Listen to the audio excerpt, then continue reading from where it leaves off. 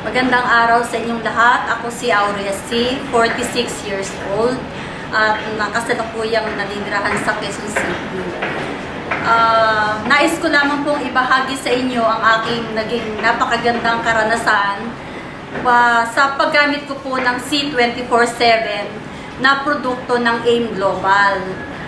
Nais ko pong patunayan sa inyo ang naging napakalaking tulong at naging napakagandang karanasan ko sa pamamagitan ng paggaling na ang aking karamdaman dahil sa C24/7.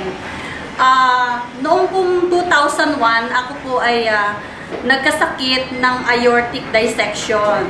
At ako po ay binigyan ng napakaraming gamot magmula nung taon na yon. At ako po ay na-stroke din po noong 2010. Na kalahati po ng katawan ko ang hindi na maigalaw at ako po ay tinaningan na ng 12 oras sapagkat ang akin daw pong kulay ay nababago na at wala na raw pong lunas ang aking karamdaman. At ako po ay nagpapasalamat sapagkat ako po ay nagkaroon ng magandang pagkakataon na ako ay maging bahagi ng kumpanyang ito at ako ay nakagamit ng C24/7 at ako ay nakakapagpatunay pa at nakapagsasalita pa sa inyo sa mga sandali ito.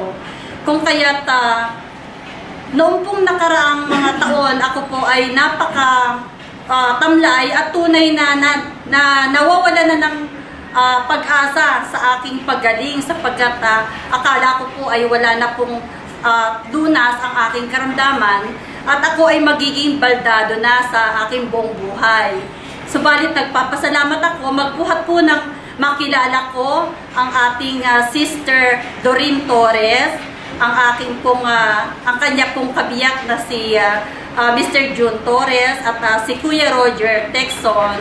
Sila po ang mga instrumento na ginamit ng ating Panginoon upang makilala ko ang C24/7 at magmula po nang gumamit ako ng gamot na ito ay tunay po na napakalaki ng pagbabago na napansin ng aking mga kamag-anak, ng lahat ng mga tao sa aking kapaligiran na tunay naging aktibo ang aking pangangatawan at ako ay naging masigla at nakita nila ang napakalaki pagbabago at resulta ng aking pag-inom ng gamot na ito.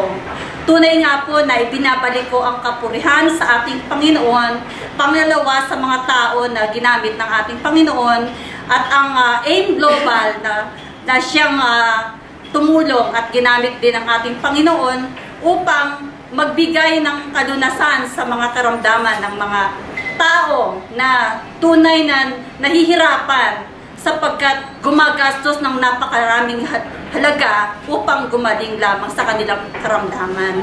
Maraming salamat po sa AIM Global at maraming salamat po sa inyong lahat.